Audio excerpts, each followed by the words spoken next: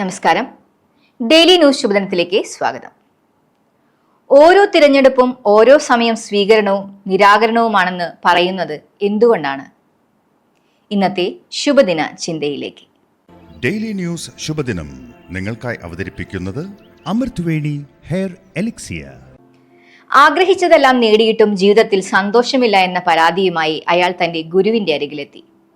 ഗുരു അയാൾക്ക് 3 പന്ത് നൽകി. ഒന്ന് മണ്ണുകൊണ്ടും മറ്റൊന്ന് ചില്ലുകൊണ്ടും പിന്നെ റബ്ബർ കൊണ്ടും. എന്നിട്ട് പറഞ്ഞു, നിങ്ങൾ ഈ പന്തുകൾ കൊണ്ട് അമ്മാനമാടണം. ഒരു പന്ത് എപ്പോഴും വായുവിലുണ്ടാകണം. ഗ്ലാസ് പന്തും റബ്ബർ പന്തും കയ്യിലും മൺപന്ത് വായുവിലുമുള്ളപ്പോൾ അയാൾക്ക് നിയന്ത്രണം നഷ്ടപ്പെട്ടു. മൺപന്ത് താഴെ വീഴുമെന്ന് ഉറപ്പായപ്പോൾ അയാൾ റബ്ബർ പന്ത് താഴെയിട്ട് മൺപന്തിനെ പിടിച്ചു. ഗുരു ചോദിച്ചു, താങ്കൾ എന്തിനാണ് റബ്ബർ പന്ത് താഴെയിട്ട് മൺപന്ത് പിടിച്ചത്? അയാൾ പറഞ്ഞു, 2 പന്ത് മാത്രമേ കയ്യിൽ നിൽക്കൂ എന്ന് മനസ്സിലായപ്പോൾ താഴെ വീണാലും പൊട്ടാത്ത റബ്ബർ പന്തിനെ ഞാൻ കൈവിട്ടു. ഗുരു പറഞ്ഞു, ഇപ്പോൾ നിങ്ങളുടെ പ്രശ്നങ്ങൾക്കുള്ള ഉത്തരമായി.